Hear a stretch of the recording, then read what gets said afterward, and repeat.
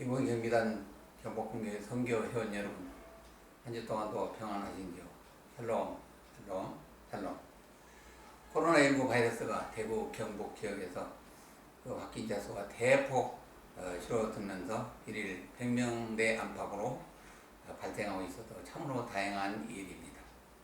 그러나 아직도 서울 경기 지역의 콜센터와 강소교회, 전국 요양병원들에서 확진자가 무더기로 발생하고 있어서 그 추이가 주목되며 이에 대한 방역 당국의 적극적이고 철저한 대처가 필요한 것 같습니다. 때문에 사상 초유로 한국은행 기준금리가 0.75%까지 인하되었고 초중고등학교의 방학이 4월 6일까지 연장하기에 이르렀습니다. 아직까지도 안심할 수 없는 위중한 상황인 것 같습니다. 그러나 중국과 우리나라보다도 더 심각한 나라들이 많이 발생하여 세계보건기구가 팬데믹, 세계적 대유행 전염병으로 선포하기에 이르렀습니다. 이탈리아, 이란, 스페인, 프랑스, 독일, 미국 등으로 급속도로 세계적인 재앙으로 번져가고 있는 그러한 상황입니다. 관건은 치료제와 백신이 조속히 개발되어야만이 코로나19 전염병을 초기에 종식시킬 수가 있는 것입니다. 그러나 그 이전이라도 하나님께서 치료의 은총을 베푸신다면 그 전염병을 속히 물리칠 수가 있습니다. 우리 모두 회개하며 이 땅에 하나님의 치료의 은총이 임하셔서 약한 코로나19 바이러스가 하루속히 물러갈 수 있기를 간절히 간구합니다. 또 함께 기도합시다. 네, 성전에서 예배를 드리지 못하고 가정 예배를 드린 지가 벌써 4주째가 되었습니다. 참으로 안타깝습니다. 금주는 사순절 셋째 주간으로 예수님의 고난을 묵상하며 기도하는 기간입니다. 따라서 오늘 전해드릴 말씀은 6월절 어린 양의 피로 정했습니다. 네, 피 흘림이 없이는 죄사함이 없다고 히브리서 9장 22절에서는 말씀하고 있습니다. 때문에 구약에서 이스라엘 백성들은 하나님께 각종 제사를 드릴 때 하나님이 명하신 대로 소와 양과 염소를 잡아서 그 짐승의 피를 제단에다 바르고 뿌림으로써 번제와 속죄제를 드리고 죄사함을 받았던 것입니다. 그러나 히브리서 9장 12, 13절에 의하면 함께 읽도록 하겠습니다. 염소와 송아지 피로 아니하고 오직 자기의 피로 영원한 속죄를 이루사 단번에 성소에 들어가셨느니라. 염소, 황소의 피와 및 암송아지의 죄를 부정한 자에게 뿌려 그 육체를 정결하게 하여 거룩하게 하거든. 아멘. 그러므로 이제는 대제사장이 해마다 다른 짐승의 피로 제사를 드릴 필요가 없어졌습니다. 왜냐하면 예수 그리스도께서 십자가를 단번에 지시고 피 흘려 바치심으로써 죄사함이 이루어졌기 때문입니다. 그 증거로 예수님이 십자가에서 숨을 거두시는 순간 예루살렘 성전의 휘장이 위로 아래로부터 쫙 찢어져 왔습니다. 예수님이 영원한 대제사장이 되셔서 지성소로 들어가는 길을 그 휘장을 활짝 열어 놓으신 것입니다. 그래서 오늘날은 짐승의 피를 드리는 구약의 제사가 아닌 오직 예수님의 피의 공로, 예수님의 보혈에 의지하여 예수님의 이름으로 하나님께 기도와 예배를 드리게 되는 것입니다.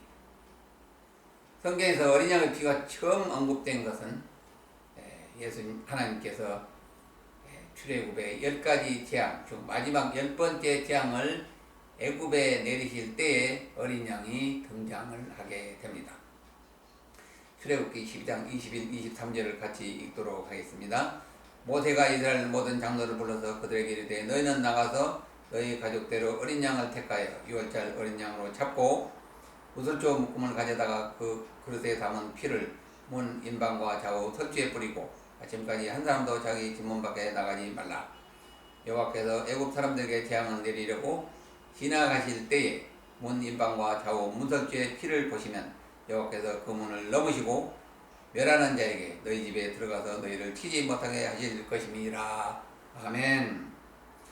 하나님께서 10번째 재앙을 애굽에 내리시기 전에 모세가 이스라엘 모든 장로들을 불러놓고 그 대책을 지시합니다. 너희는 가족 수에 따라 어린 양을 택하여 6월절 어린 양으로 잡으라고 말씀합니다. 그래 그 어린 양의 피를 그 집에 인방과 문설주에 우슬조 꾹꾹으로 바르고 뿌리라는 것입니다. 그리하면 여호와 하나님께서 애굽 사람들에게 재앙을 내리려고 지나가실 그 때에 그 어린 양의 피를 보고 죽음의 사자가 그 문을 넘어가서 재앙이 너희에게 미치지 아니할 것이라고 말씀하신 것입니다. 어린 양의 피가 죽음의 사자를 6월을 넘어가게 한 것입니다. 드디어 10번째 재앙이 시작되었습니다. 출애굽기 10장 29절 30절 말씀 함께 읽도록 하겠습니다. 밤중에 여호와께서 애굽 땅에서 모든 처음 난 것 곧 왕이 앉은 바로의 장자로부터 옥에 갇힌 사람의 장자까지와 가축의 처음 난 것을 다 치심해 그 밤에 바로와 그 모든 신하와 모든 애굽 사람이 일어나고 애굽에 큰 부르짐이 있었으니 이는 그 나라에 죽임을 당하지 아니한 집이 하나도 없음이었더라. 아멘. 한밤중에 하나님께서 죽음의 사자를 애굽 땅에 보내시어 바로의 장자로부터 시작하여 죄수의 장자까지 모두 치셨고 이뿐 아니라 모든 짐승의 첫 새끼까지도 다 죽이셨던 것입니다. 이에 바로 왕으로부터 온 백성이 아우성치며 부르짖었던 것입니다. 모든 집에 초상이 난 거죠. 난리가 났습니다. 그러나 이스라엘의 모든 집은 인방과 문설주의 어린 양의 보혈의 피가 뿌려졌기 때문에 죽음의 사자가 그곳을 넘어감으로써 어린 양의 피가 뿌려진 이스라엘 집은 한 사람도 화를 당하지 아니하였던 것입니다. 이런 환난 가운데서도 6월절 어린 양의 피의 대속으로 말미암아 이스라엘을 구원하신 것입니다.